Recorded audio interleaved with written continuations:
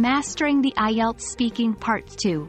Unveiling the task card and note-taking. Hey learners! Welcome back to our channel. Today, we're diving deep into the IELTS Speaking Part 2, focusing especially on understanding the task card and the art of taking effective notes. These skills are crucial for delivering a standout long-term. Let's get started. The task card in the IELTS Speaking Part 2 provides you with a specific topic you'll be speaking about. It usually consists of 1. The main topic or subject. 2. A set of bullet points to guide your talk. 3.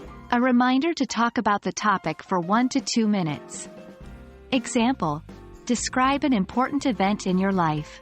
What the event was, where and when it happened, how it affected you.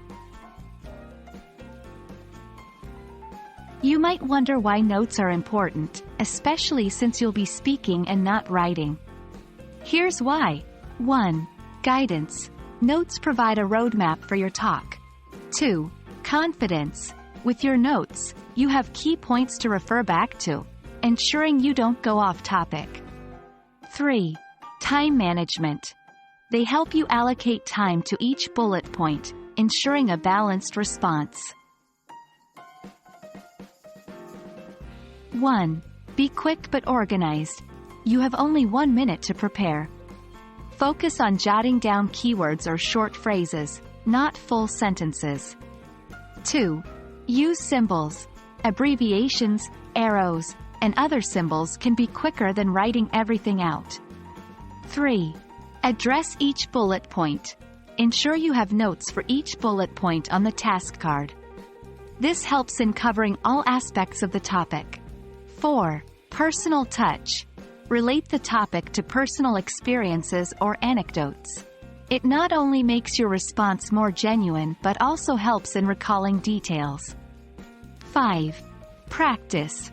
Before your actual test, practice with various task cards. The more you practice, the better you'll become at quickly deciphering the card and noting down relevant points.